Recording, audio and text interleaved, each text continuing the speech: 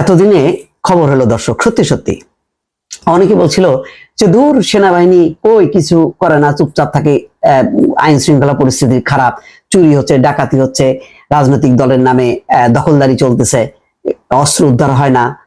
এখন কত ধানে কত চাল, এখন দর্শক টের পাবেন।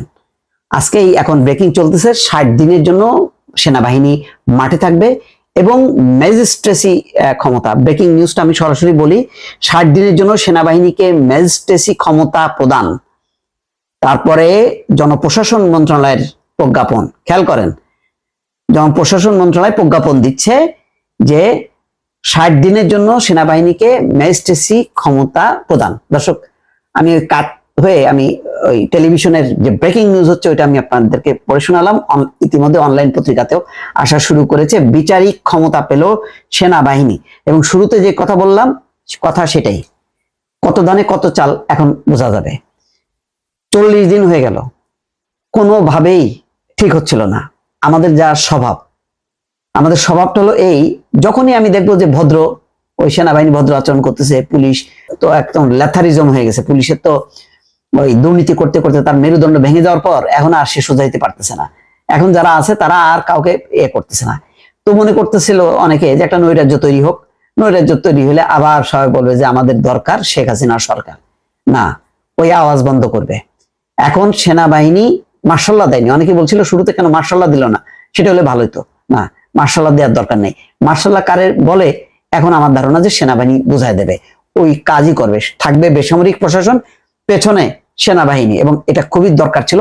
মানুষের জনজীবন হাঁপায় উঠছিল। দর্শক, আমি একটু আবেগ আপ্লুত হয়ে কথা বলছিলাম এই কারণে যে আমি সত্যি সত্যি চিন্তিত হচ্ছিলাম যে এটা কি হচ্ছে, এটা কি হচ্ছে। 111-এর সময় সামরিক বাহিনীর যে টাস্ক ফোর্স ওইদিকে সব রাঘব বোয়ালদেরকে ধরতেছে, ব্যবসায়ী রাজনীতিবিদদের তাদের কাছ থেকে অস্ত্র উদ্ধার করতেছে, টাকা পয়সা উদ্ধার করতেছে। এবার কেমন জানি একটা রবীন্দ্রসঙ্গীত মার্কা একটা সরকার আসলো। এখন ডক্টর ইউনূস তো ভদ্রলোক, সে তো আর এই ধরনের ওই শেখ হাসিনার মতন ক্রুয়েল হইতে পারে না। এখন ওই ভদ্রলোকের তো বাংলাদেশে দাম নাই। মনে করছিল ধুর ইউনূস সরকার এই সমস্ত কি সব 85 বছর 80-85 বছর বয়সের লোকদেরকে দিয়ে সরকার করছে, এইটা পারবে নাকি আর কয়েকদিন পরে শেষ। দর্শক, শেষ না। সেনাবাহিনীর তরুণ অফিসাররা এখন মাঠে নামবে, এবং শুধু অফিসাররা না, তরুণ সৈনিকরা, তাদের মধ্যে দেশপ্রেম আছে।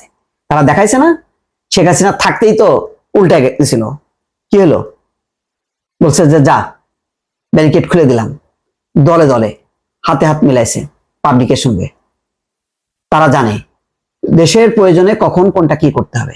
এখন আমার ধারণা যে সেই প্রয়োজনটা অনুভূত হয়েছে, এবং ইউনূস সরকারকে নিয়ে যে হাসি তামাশা ঠাট্টা করা এবং মানে এক ধরনের নির্লিপ্ততার যে অভিযোগ, সেই অভিযোগটা জবাব দেবে। ইতিমধ্যে তৈরি পোশাক শিল্পে ফ্রি স্টাইল। আজকে মনে হলো কাজে যোগ দিলাম, কালকে মনে হলো কাজে যোগ দেবো না, চল যাই ভাঙচুর করে আসি। পোশাক শিল্প বাংলাদেশের অহংকার, গর্ব। আমার রেমিটেন্স আসে এখান থেকে। ইউরোপ আমেরিকা নির্ভরশীল বাংলাদেশের উপর। এই নৈরাজ্য চালানোর উদ্দেশ্যটা কি জানেন? যাতে এই বাজারটা চলে যায় হচ্ছে ইন্ডিয়ায়। হ্যাঁ, বেতন ভাতা যারা দেয় না, যে মালিকদেরকে, ওদেরকে ওই যে গোপালগঞ্জে দিছিল না থেরাপি, ওই রকম একদম হাত উঁচু করে পিছন দিক দিয়ে লাঠির বাড়ি মারতে হবে একেবারে। এটাও ঠিক। আবার পাওনা পাবা, তুমি কাজ করবা না, ওটাও চলবে না, কাউকে ছাড়া হবে না। এইরকম একটা মনোভাব নিয়ে আমার ধারণা যে সেনাবাহিনী কাজ করবে, এবং ওই দখলদারি চাঁদাবাজি আইনের আশ্রয় না নিয়ে আইন নিজের হাতে তুলে নিয়ে ওই প্রতিপক্ষের দোকান দখল করা, জমি দখল করা, এর বাসায় হুমকি দেয়া, ওর মামলার মধ্যে ঢুকাই দেয়া, এই কাজগুলি যারা করছে খবর আছে তাদের। ইতিমধ্যেই দেখলাম যে যুব দলের একজন ধরা পড়ছে, কোন একটা এই খবর দেখলাম। তো আমার কথা হলো কি ভাই, সেনাবাহিনী ইউনূস সরকারকে কাজ করতে দেন। তারা দল নিরপেক্ষ, তারা দলবাজি করার জন্য কিন্তু আসে নাই, তারা জাস্টিস প্রতিষ্ঠা করার জন্য আসছে, এবং সেই জাস্টিসটা প্রতিষ্ঠা হবে, করবে সাধারণ জনগণের সমর্থন নিয়ে। ছাত্ররা থাকবে, ছাত্ররাও একটু বেলাইনে চলে যাচ্ছিল, ওই থানায় যে তদবির করা, প্রশাসনে যে তদবির করা, সব তদবিরবাজি বন্ধ হবে। সেনাবাহিনী বাংলাদেশের প্রশিক্ষিত দল, যারা আন্তর্জাতিক পর্যায়ে সুনাম অর্জন করছে, সেই বাহিনী হচ্ছে সেনাবাহিনী। সেই সেনাবাহিনী এখন দেখাবে কত ধানে কত চাল। দর্শক, ভালো থাকবেন, আল্লাহ হাফেজ।